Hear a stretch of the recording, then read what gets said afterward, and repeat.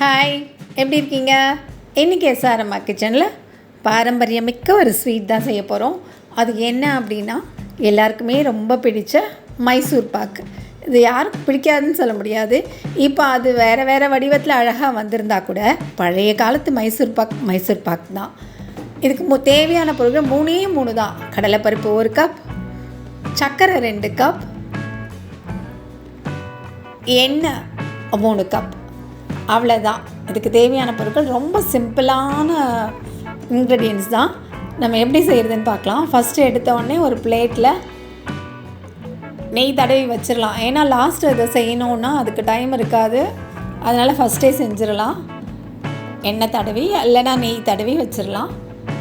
நான் இன்றைக்கி மைசூர் பாக் செய்கிறதுக்கு எடுத்தது முழுக்க எண்ணெய் தான், ஆயில் தான். நெய் எடுக்கலை. இதில் நெய்யும் கலந்து கூட செய்யலாம். நெய் பாதி எண்ணெய் பாதியும் சேர்த்து கூட செய்யலாம்.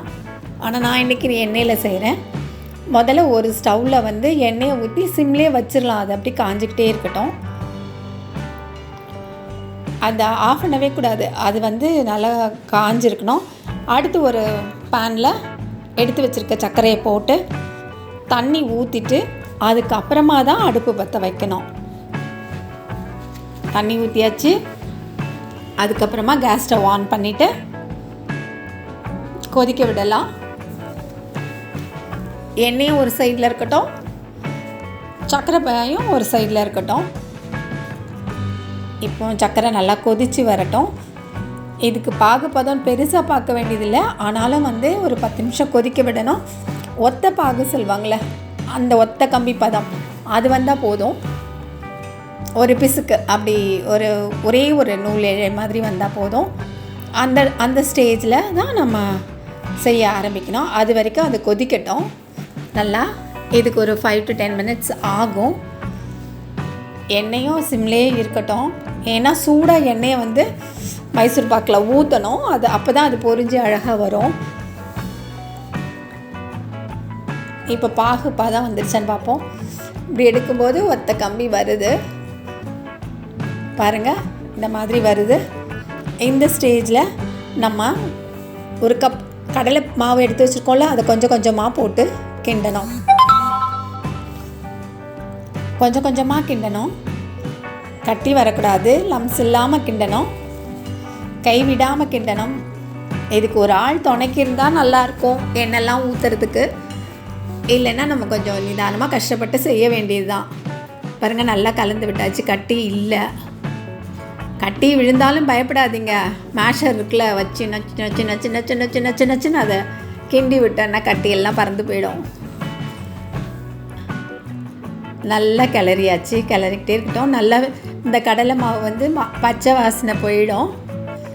இந்த சக்கரை பாகில் நல்லா வேகட்டும். கைவிடாமல் கிளறணும்.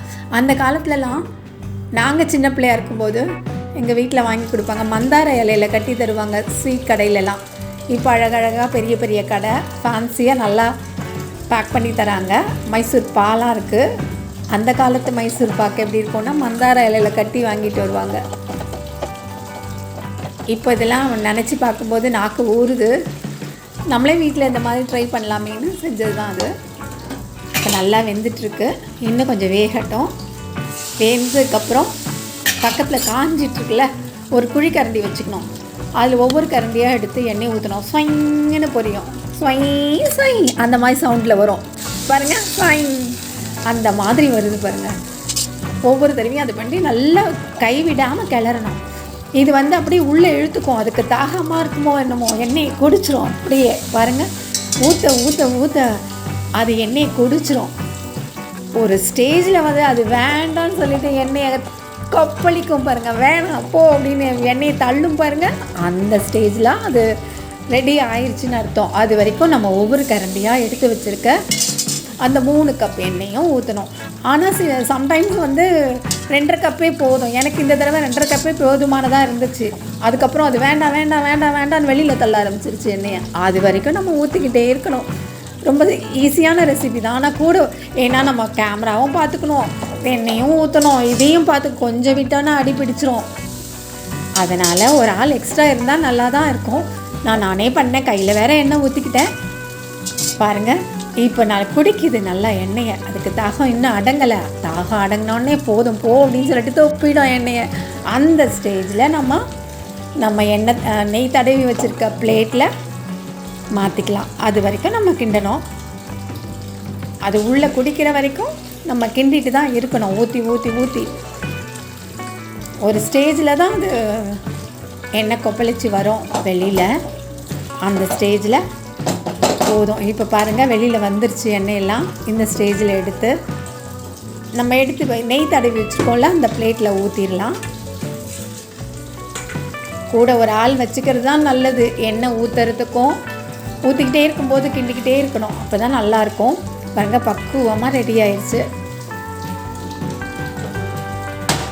நல்லா எடுத்து நல்லா டேப் பண்ணி விட்டு 2 தட்டு தட்டி அப்படி வச்சிடலாம். போட்டு அமுக்குன்னு அமுக்கக்கூடாது. சும்மா 2 தட்டு தட்டி இப்படி வச்சிடலாம். கொஞ்சம் ஆறுனதுக்கப்புறம் ஒரு 5 மினிட்ஸ் போட்டோம். அப்புறம் கத்தி எடுத்து லேசாக துண்டு போட்டு வச்சுக்கலாம். பாருங்கள் எப்படி செய்கிறதுன்னு பார்ப்போம். இந்த ஸ்டேஜில் இப்படி கட் பண்ணி வச்சுக்கலாம். அதுக்கப்புறம் நல்லா ஆற விட்டுருணும். 1 hour 1.5 hours அப்படி இருந்துடணும். சூட்டோடு தட்டக்கூடாது. இது சும்மா கட் பண்ணுறதுக்கு மட்டும்தான். சுட சுட கொஞ்சம் கட் பண்ணிட்டா தான் நல்லாயிருக்கும். அதுக்கப்புறம் கட் பண்ணணும்னா நொறுங்கிடும். அதனால தான் இது அப்படியே இருக்கட்டும். 1 மணி நேரம் அப்படியே இருக்கட்டும். அதுக்கப்புறம் இதை எப்படி எடுக்கிறதுன்னு பார்ப்போம்.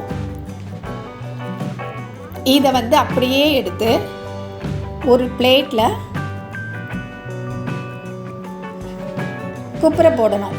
மெதுவாக குப்பரை போட்டு 4 தட்டு தட்டி 2 அடி போட்டதுக்கு அப்படியே மெதுவாக அசிச்சு எடுத்தோன்னா அழகாக வந்துடும். பாருங்கள் நீங்களே இப்போ பாருங்கள். மேஜிக் பார்க்கலாம். வாவ் எவ்வளோ அழகாக வரப்போகுது பாருங்கள். வாவ் அழகாக வந்துருச்சு. பார்க்கவே ரொம்ப அழகாக இருக்குது. அதுக்கப்புறம் இதை என்ன பண்ணணும், இன்னொரு தட்டை பரட்டி போட்டு இதை திருப்பினோன்னா நம்மளோட பாருங்கள் மைசூர் பாக்கு செம்மையாக வந்துருச்சு பாருங்கள். வாவ் தன்னாலே வந்துருச்சு. அந்த நான் போட்டு வெட்டுன்னு வெட்டலை. தொட்டவுடனே டக்குன்னு பிரியுது. அழகாக வந்துருச்சு. நீங்களும் இந்த மாதிரி ட்ரை பண்ணுங்கள். 3 இன்க்ரீடியன்ஸ் தான். ரொம்ப ஈஸியாக பண்ணிடலாம். கூட மட்டும் ஒரு ஆள் வச்சுக்கோங்க. எண்ணெயெல்லாம் எடுத்து ஊற்ற கைவிடாமல் கலர்னா அதை ஞாபகம் வச்சுக்கோங்க. வேறு ஒன்றும் இல்லை. பார்த்திங்களா என்ன அழகாக இருக்குது பார்த்திங்களா. சாப்பிட்டு பார்த்தாலும் ரொம்ப அமிர்தமாக இருந்துச்சு. நீங்களும் செஞ்சு பாருங்கள். பிடிச்சிருந்ததுன்னா லைக் பண்ணுங்கள், கமெண்ட் பண்ணுங்கள். செஞ்சு பார்த்துட்டு எப்படி இருக்குன்னு கமெண்ட் பண்ணுங்கள்.